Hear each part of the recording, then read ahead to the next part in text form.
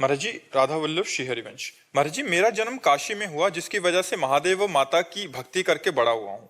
अब भोले बाबा की कृपा से राधा रानी में प्रीति हुई है, परंतु हे नाथ, जो लगन आपने अपने श्रीमुख से श्रीधाम वृंदावन की बताई है, वो मुझे काशी में मिलती है। महाराज जी, शरीर महादेव जी तो प्राण राधा रानी है, प्राण छोड़ने का मन भी काशी में होता है। महाराज जी, क्या काशी में रहते रहते और राधा रानी रटते श्री जी की हाँ प्राप्ति हो जाएगी? बिल्कुल बिल्कुल, कहीं भी रहो, वो तो भगवान विश्वनाथ जी की गोद में रहना है। काशी वास करने का मतलब है भगवान विश्वेश्वर की गोद में, आनंद धाम है ये। वृंदावन धाम भी प्रेमानंद धाम है, वृंदावन प्रेमानंद धाम है, और विश्वनाथम शरणम प्रपद वो आनंद धाम भगवान विश्वेश्वर विश्वनाथ जी का। तो वहां से रहते हुए प्रेमानंद का चिंतन करते रहो, क्या परेशानी है।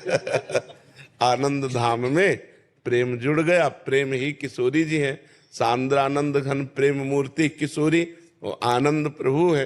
तो प्रेम और आनंद मिल गया तो वो प्रियालाल हो गए, बस आनंद से। महाराज जी, आपको भी तो वाराणसी बहुत प्रिय था। वाराणसी का नाम लेते ही रोमांच हो जाता है, क्योंकि जीवन रहा है ना, आराधना रही है और जीवन रहा है।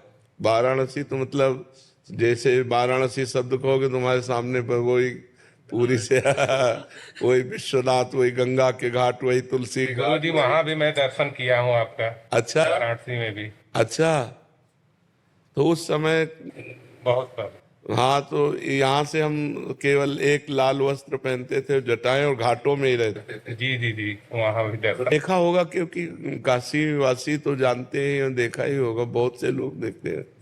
प्रभु जी, एक शंका थी मेरे मन में। जी। जैसे अनुकूल परिस्थितियों में मैं भगवान का चिंतन करता हूँ, पर प्रतिकूल परिस्थितियों में छोड़ देता हूँ, ऐसा क्यों? अभ्यास की कमी, अभ्यास की कमी। तो कोई परिस्थिति हमारे भगवान के चिंतन को छुड़ा दे तो ये हमारे अभ्यास के अनुकूल में तो सबको अच्छा लगता है राम राम कहना। बात तो तब आएगी जब प्रतिकूल में राम राम कहो, प्रतिकूल में कृष्ण कृष्ण कहो। कोई बीमारी आती, दुख आता तो मैं छोड़ देता हूँ नाम। हमको तो और जपने की इच्छा होती है, कि दुख में तो और जपने की इच्छा होती है कि जल्दी निवृत्त हो जाए दुख, इसलिए भगवान का नाम और जपना चाहिए, दुख में छोड़ नहीं देना चाहिए। हाँ, वैसे तो कहा है कि दुख में सुमिरन सब करे, सुख में करे न कोई, जो सुख में सुमिरन करे तो दुख काहेगा। तो हमें लगता है कि हमारा अभ्यास कमजोर है, इसलिए हम प्रतिकूल परिस्थिति आने पर प्रभु का चिंतन छोड़ देते हैं। तो हमें और अभ्यास करना चाहिए, जिससे दुख में भी भगवान का सुमिरन होता रहे। ये का भाव नहीं आता प्रभु जी। जब हम अधिक सुमिरन करेंगे तो भाव आने लगेगा, जब हम अधिक भजन करेंगे तो भाव आने लगेगा। शिप्रा जी, दिल्ली। महाराज जी, आपके चरणों में कोटि कोटि प्रणाम। महाराज जी, घर के मंदिरों में सभी देवी देवताएं विराजमान होते हैं, तो अगर मैं सिर्फ एक का ही नाम जप करूंगी तो बाकी सब बुरा तो नहीं मान जाएंगे? बहुत बुरा मान जाएगा। पहली बात तो यह है कि रूप अनेक हैं भगवान के, भगवान एक है। जैसे डाल और पत्ते और फूल, इनमें पानी देने की जरूरत नहीं, अगर मूल में जल चढ़ा दो तो उसके शाखा, तना, पत्ते, पुष्प सब में पहुंच जाता है। गीता जी में भगवान ने 15वें अध्याय में कहा, ऊर्ध्वमूल मधा शाखा मस्तम प्राहुरव्ययम, इस संपूर्ण संसार का मैं मूल हूं। तो यदि हम भगवान श्री हरि का अर्चन बंदन कर ले तो पूरे विश्व ब्रह्मांड का अर्चन बंदन हो जाता है। अब राम जी को पूजो, चाहे हनुमान जी को पूजो, चाहे शिव जी को पूजो, चाहे हरि जी को पूजो, वो एक भगवान है, वो रूप अनेक धारण किए हुए। तो एक जगह पूजा हो गई तो सब जगह पूजा हो गई, कोई नाराज नहीं होते। ये तो केवल हमारी मानसिकता है, हम भगवानों में भी भेद करते हैं। वही आवश्यकता पड़ी तो दुर्गा बन गया, वही आवश्यकता पड़ी तो काल भैरव बन गया, वही आवश्यकता पड़ी जब जब जहां जैसी आवश्यकता पड़ी, देखो नरसिंह बन गया।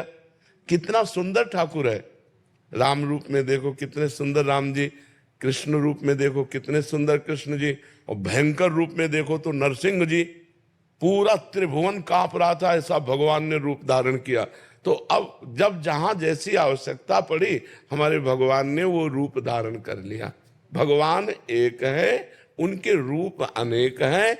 यदि हमारी श्रद्धा बनती है कि हम अनेक रूपों का पूजन करें, करो। अगर हमारा प्रेम बढ़ रहा है किसी एक रूप में, तो फिर एक रूप के पूजन से ही सबका पूजन हो जाता है। एक जगह अगर हम भाव से पूजा कर दी तो सब प्रसन्न हो गए। जामवंत कहा सुन रघुराया, जा पर नाथ करो तुम दाया, ताहि सदा शुभ कुशल निरंतर, सुर नर मुनि प्रसन्न ता ऊपर। जितने भी देवता हैं, सुर माने देवता, नर माने मनुष्य, और मुनि, सब उस पर प्रसन्न हो जाते हैं जिस पर भगवान श्री हरि प्रसन्न हो जाते हैं। जा पर कृपा राम की होई, ता पर कृपा। हाँ, तो इसलिए हमको डरना नहीं है कि हमने राम जी का पूजन कर लिया, दुर्गा जी का पूजन नहीं किया, उनका गणेश जी का पूजन नहीं किया तो नाराज हो जाएंगे। नहीं, सब प्रसन्न हो जाएंगे, क्योंकि रूप अनेक हैं, तत्व एक है। एनिका जी दिल्ली से। राधे राधे। महाराज जी, आपके चरणों में कोटि कोटि प्रणाम। महाराज जी, मैं रक्षा अनुसंधान विभाग में कार्यरत हूं एवं ग्रस्त जीवन में जी रही हूं। कोई भी कार्य करते हुए कोशिश करती है कि जाप करती रहूं और थोड़ी देर ध्यान में बैठने का समय भी निकालती हूं। नाम जप करते हुए कई बार जिह्वा अपने आप तालू से अपने आप लग जाती है और आंतरिक रूप से नाम जप चलता है। महाराज जी, ग्रस्त एवं कार्यरत होने के कारण कई लोगों से मेलजोल होता है। नाम जप करते हुए क्या खान पान एवं दिनचर्या रखूं, या सावधानी रखूं, या कुछ बदलाव करूं, या सतर्कता? किसका है?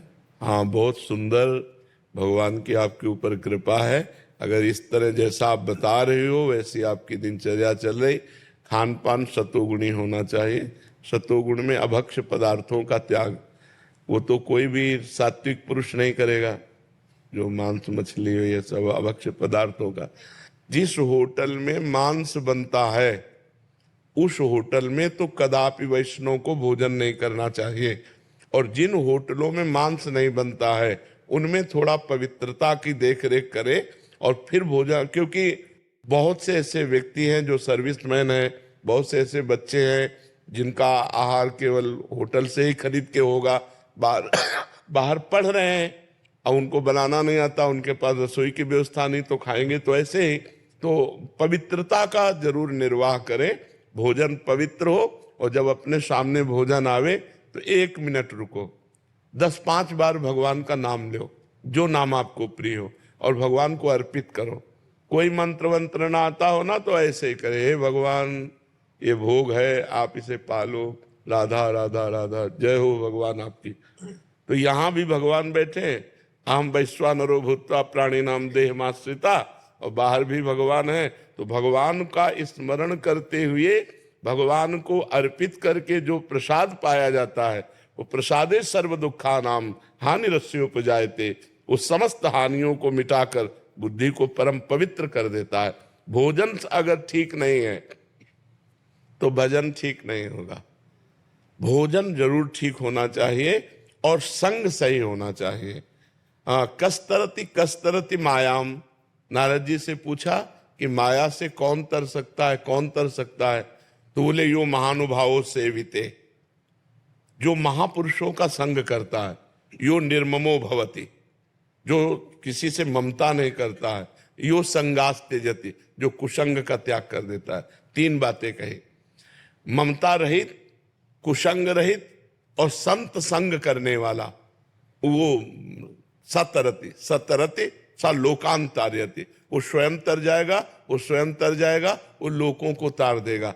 तो हमें चाहिए कि संत समागम करते रहें, मोबाइल से ही सही। मान लो रोज नहीं हमें सौभाग्य मिल रहा, तो भगवान की कृपा से कलयुग भगवान ने बड़ा बढ़िया यंत्र रच दिया है कि काशी में बैठे बैठे वृंदावन की हर बात सुन सकते हो। नहीं, विश्व में कहीं की भी बात देख सकते हो। तो हम मोबाइल से गलत बातें न देखें, गलत सीरियल न देखें, सत्संग सुने और कुसंग का त्याग करें और किसी से ममता न करें। सब में भगवान की भावना करके ही व्यवहार करें और खूब नाम जप करें, तो इसी जन्म में भगवत प्राप्ति हो जाएगी। धर्मेंद्र सिंह जी, लखनऊ से।